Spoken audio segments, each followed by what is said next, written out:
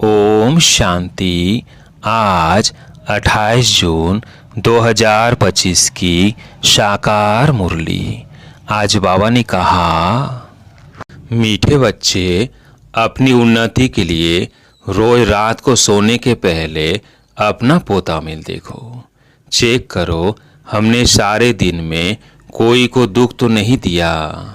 प्रश्न, महान सौभाग्यशाली बच्चों में कौन सी बहादुरी होगी? उत्तर, जो महान सौभाग्यशाली है वो स्त्री पुरुष साथ में रहते भाई भाई होकर रहेंगे। स्त्री पुरुष का भान नहीं होगा, पक्के निश्चय बुद्धि होंगे। महान सौभाग्यशाली बच्चे झट समझ जाते हैं, हम भी स्टूडेंट, यह भी स्टूडेंट, भाई बहन हो गए। लेकिन यह बहादुरी तब चल सकती है जब अपने को आत्मा समझे। गीत है, मुखड़ा देख ले प्राणी। ओम शांति।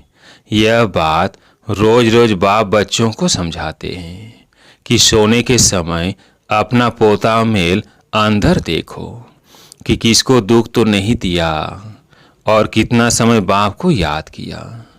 मूल बात यह है। गीत में भी कहते हैं, अपने अंदर देखो हम कितना तमो प्रधान से शतो प्रधान बने हैं। सारे दिन में कितना समय याद किया अपने मीठे बाप को। कोई भी देहधारी को याद नहीं करना है। सभी आत्माओं को कहा जाता है, अपने बाप को याद करो। अब वापिस जाना है। कहाँ जाना है? शांति धाम होकर नई दुनिया में जाना है। यह तो पुरानी दुनिया है ना। जब बाप आए तब स्वर्ग के द्वार खुले। अभी तुम बच्चे जानते हो हम संगम युग पर बैठे हैं। यह भी वंडर है जो संगम युग पर आकर स्टीमर में बैठकर फिर उतर जाते हैं। अब तुम संगम युग पर पुरुषोत्तम बनने के लिए आकर नाव में बैठे हो, पार जाने के लिए। फिर पुरानी कलयुगी दुनिया से दिल उठा लेनी होती है। इस शरीर द्वारा सिर्फ पार बजाना होता है। अभी हमको वापिस जाना है बड़ी खुशी से। मनुष्य मुक्ति के लिए कितना माथा मारते हैं, परंतु मुक्ति जीवन मुक्ति का अर्थ नहीं समझते हैं। शास्त्रों के अक्षर सिर्फ सुने हुए हैं, परंतु वो क्या चीज़ है, कौन देते हैं, कब देते हैं, यह कुछ भी पता नहीं है। तुम बच्चे जानते हो बाबा आते हैं मुक्ति जीवन मुक्ति का वर्षा देने के लिए। वो भी कोई एक बार थोड़ी, अनेक बार, बेअंत बार तुम मुक्ति से जीवन मुक्ति फिर जीवन बंध में आए हो। तुम्हें अब यह समझ पड़ी कि हम आत्मा हैं। बाबा हम बच्चों को शिक्षा बहुत देते हैं। तुम भक्ति मार्ग में दुख में याद करते थे, परंतु पहचानते नहीं थे। अभी मैंने तुमको अपनी पहचान दी है कि कैसे मुझे याद करो तो तुम्हारे विकर्म विनाश होंगे। अभी तक कितने विकर्म हुए हैं वो अपना पोता में रखने से पता पड़ेगा। जो सर्विस में लगे रहते हैं उनको पता पड़ता है। बच्चों को सर्विस का शौक होता है। आपस में मिलकर राय कर निकलते थे सर्विस पर। मनुष्यों का जीवन हीरे जैसा बनाने, यह कितना पुण्य का कार्य है। इसमें खर्चे आदि की भी कोई बात नहीं। सिर्फ हीरे जैसा बनने के लिए बाप को याद करना है। पुखराज परी, सब्ज परी भी जो नाम है वो तुम हो। जितना याद में रहेंगे उतना हीरे जैसा बन जाएंगे। कोई माणिक जैसा, कोई पुखराज जैसा बनेंगे। नवरत्न होते हैं ना। कोई ग्रहचारी होती है तो नवरत्न की अंगूठी पहनते हैं। भक्ति मार्ग में बहुत टोटका देते हैं। यहाँ तो सब धर्म वालों के लिए एक ही टोटका है, मन मना भव, क्योंकि गॉड इज वन। मनुष्य देवता बनने व मुक्ति जीवन मुक्ति पाने की तदबीर एक ही है। सिर्फ बाप को याद करना है, तकलीफ की कोई बात नहीं।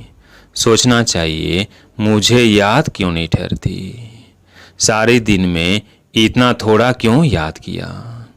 जब इस याद से हम एवर हेल्दी निरोगी बनेंगे तो क्यों न अपना चार्ट रख उन्नति को पाए।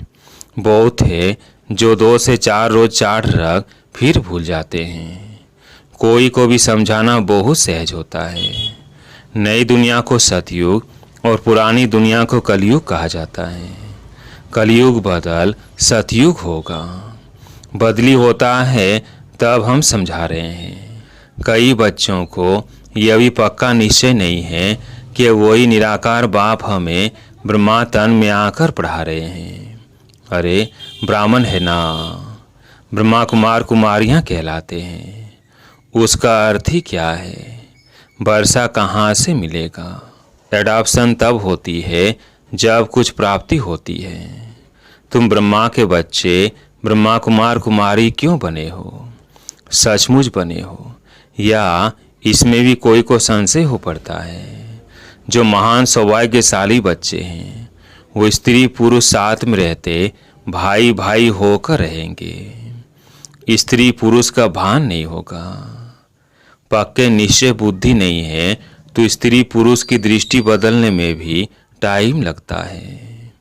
महान सौभाग्यशाली बच्चे झट समझ जाते हैं।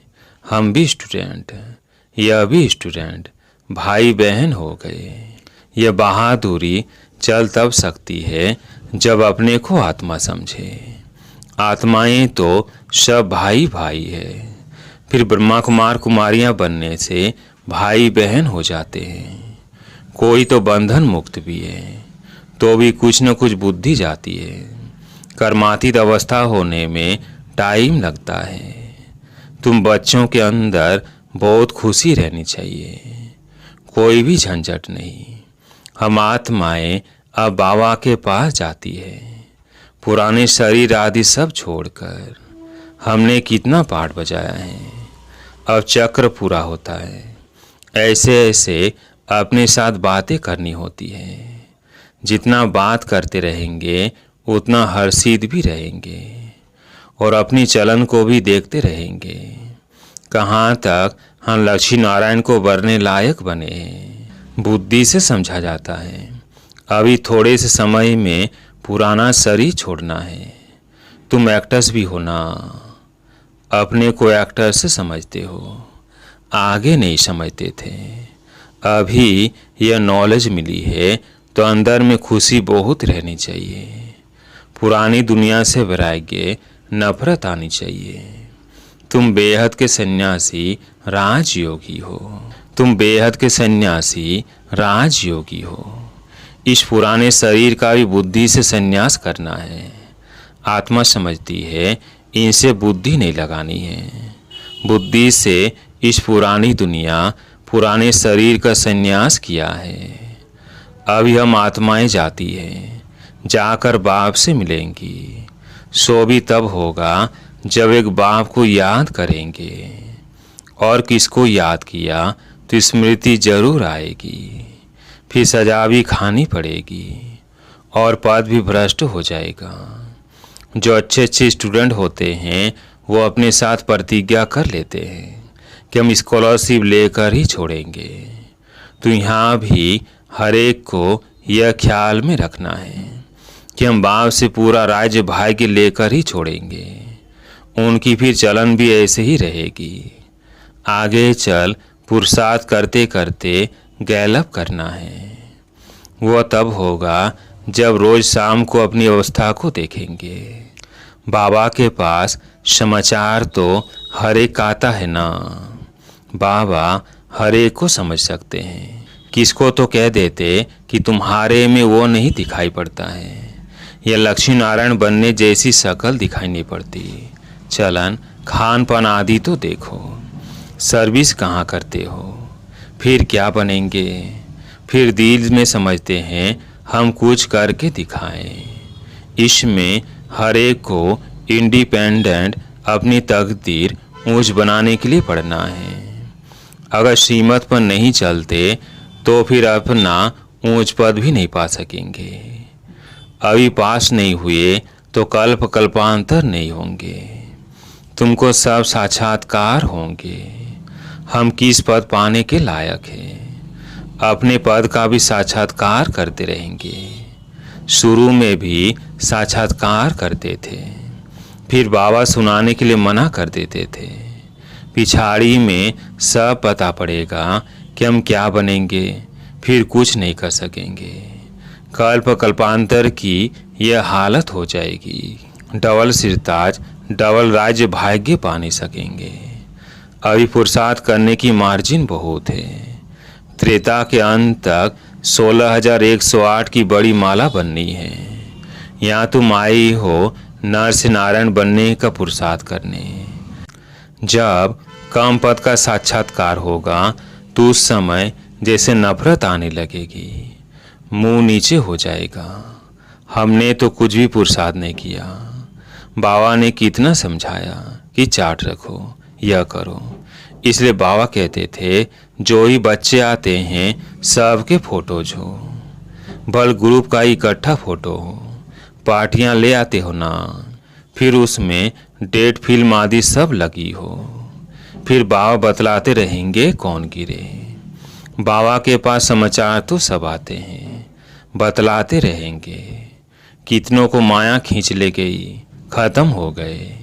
बच्चियां भी बहुत गिरती है, एकदम दुर्गति को पा लेती है, बात मत पूछो। इसलिए बाबा कहते हैं बच्चे खबरदार रहो। माया कोई न कोई रूप धरकर पकड़ लेती है।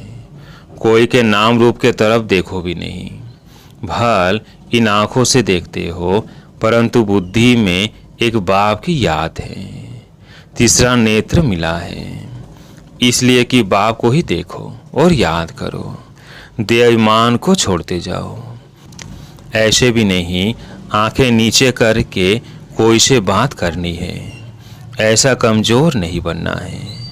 देखते हुए बुद्धि का योग अपने विलवेड़ मासू की तरफ हो। इस दुनिया को देखते हुए अंदर में समझते हैं यह तो कब्रिस्तान होना है, इनसे क्या कनेक्शन रखेंगे। तुमको ज्ञान मिलता है, उसको धारण कर उस पर चलना है।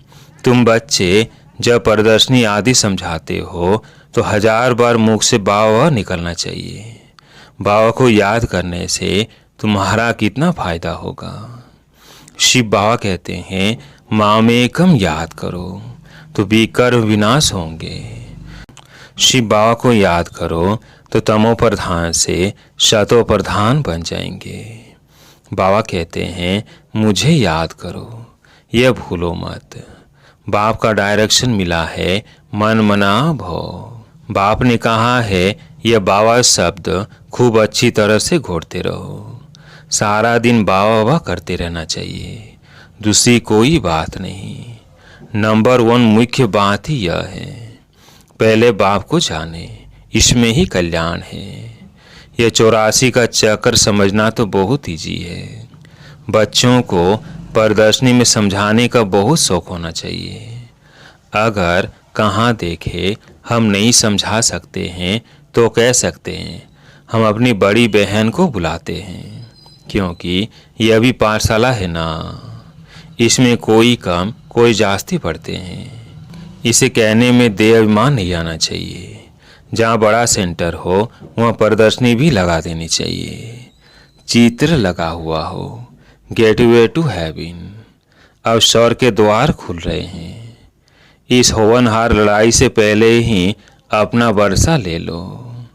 जैसे मंदिर में रोज जाना होता है, वैसे तुम्हारे पीछे पाठशाला है। चित्र लगे हुए होंगे तो समझाने में सहज होगा। कोशिश करो हम अपनी पाठशाला को चित्रशाला कैसे बनाएं। भाव का भी होगा तो मनुष्य आएंगे। बैकुंठ जाने का रास्ता 1 सेकंड में समझने का रास्ता।